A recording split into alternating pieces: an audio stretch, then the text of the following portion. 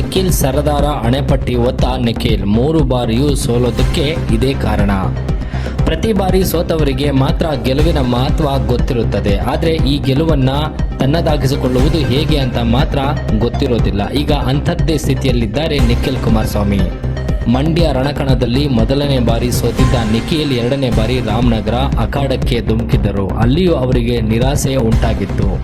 ಹೀನಾಯ ಸೋಲು ಕಂಡಿದ್ದರು. ಇದಾದ ಬಳಿಕ ಸಾಮಾನ್ಯ ಕಾರ್ಯಕರ್ತನಂತೆ ಇರುತ್ತೇನೆ ಅಂತ ಹೇಳಿದರು. ಆದರೆ ಬೈ ಎಲೆಕ್ಷನ್ ಡೇಟ್ ಅನೌನ್ಸ್ ಆಗಿದ್ದೇ ತಡ ಚನ್ನಪಟ್ಟಣ ಅಖಾಡಕ್ಕೆ ಅಗ್ನಿ ಪರೀಕ್ಷೆಗೆ ಇಳಿದಿದ್ರು.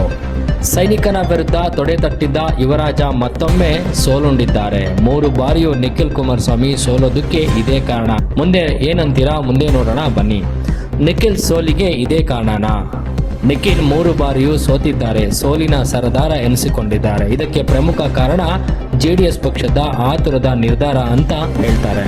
ಇಲ್ಲ, ಕುಮಾರಸ್ವಾಮಿಯವರ ಆತುರದ ನಿರ್ಧಾರವಾದ ಅನ್ನೋ ಪ್ರಶ್ನೆ ಮೂಡುತ್ತೆ. ಯಾವುದೇ ಯೋಚನೆ ಮಾಡದೆ ಮಗನನ್ನ ಪದೇ ಪದೇ ಕಣಕ್ಕೆ ಇಳಿಸುತ್ತಿರುವುದೇ ಸೋಲಿಗೆ ಪ್ರಮುಖ ಕಾರಣ ಅಂತ ಜನ ಮಾತನಾಡ್ಕೊಳ್ತಿದ್ದಾರೆ. ಗ್ರೌಂಡ್ ವರ್ಕ್ ಮಿಸ್ ಆಗ್ತಿದ್ಯಾ?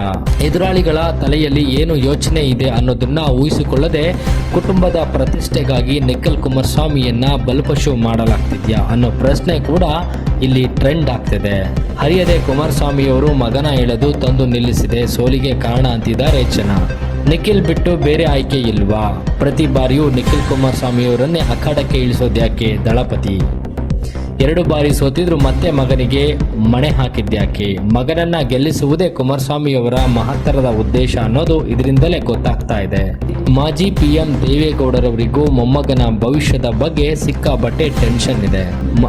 ಮಾಜಿ ಪ್ರಧಾನಿ ದೇವೇಗೌಡರು ಕೂಡ ನಿರ್ಧಾರ ತೆಗೆದುಕೊಳ್ಳುವುದರಲ್ಲಿ ಎಡವಿದ್ರ? ಮೊಮ್ಮಗನ ಭವಿಷ್ಯದ ಬಗ್ಗೆ ಹೆಚ್ಚು ಯೋಚಿಸಿ ಆತುರದ ನಿರ್ಧಾರ ತೆಗೆದುಕೊಂಡ್ರ ಅಂದ್ರೆ ತಪ್ಪಾಗಲ್ಲ. ಮೊಮ್ಮಗನ ಗೆಲ್ಲೋದನ್ನ ನೋಡ್ಬೇಕು ಅನ್ನೋದೇ ದೇವೇಗೌಡರ ಆಸೆ ಇರಬಹುದು. ಈ ಒಂದು ಆಸೆಯೇ ನಿಖಿಲ್ ಕುಮಾರಸ್ವಾಮಿಗೆ ಮುಳುವಾಯ್ತಾ ಅನ್ನಬಹುದು.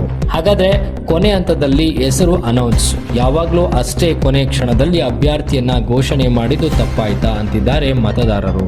ಕೊನೆ ಕ್ಷಣದವರೆಗೂ ಚನ್ನಪಟ್ಟಣದಲ್ಲಿ ನಿಖಿಲ್ ಕುಮಾರಸ್ವಾಮಿ ನಿಲ್ತಾರೆ ಅಂತ ಕನ್ಫರ್ಮ್ ಆಗಿರಲಿಲ್ಲ. ಕೊನೆ ಕ್ಷಣದಲ್ಲಿ ನಿಖಿಲ್ ಫೈನಲ್ ಆಗಿದ್ದರು. ತಾತ ತಂದೆಯವರ ಆಸೆಯಂತೆ ನಿಲ್ಲುತ್ತೇನೆ, ಗೆಲ್ಲುತ್ತೇನೆ ಅಂತ ನಿಖಿಲ್ ಕೂಡ ಭರವಸೆಯನ್ನ ಕೊಟ್ಟಿದ್ದರು.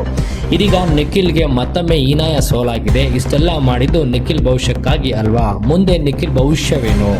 3ನೇ ಸೋಲಿನಿಂದ ನಿಖಿಲ್ ಹೇಗೆ ಆಚೆ ಬರ್ತಾರೆ? ಮತ್ತೆ ರಾಜಕೀಯದಲ್ಲೇ ಸಕ್ರಿಯರಾಗ್ತಾರಾ? ಇಲ್ಲ ಮತ್ತೆ ಚಿತ್ರರಂಗದತ್ತ ಮರಳ್ತಾರಾ? ಇದಕ್ಕೆ ಉತ್ತರ ಸ್ವತಃ ನಿಖಿಲ್ ಕುಮಾರಸ್ವಾಮಿ ಅವರೇ ಹೇಳಬೇಕಾಗುತ್ತೆ.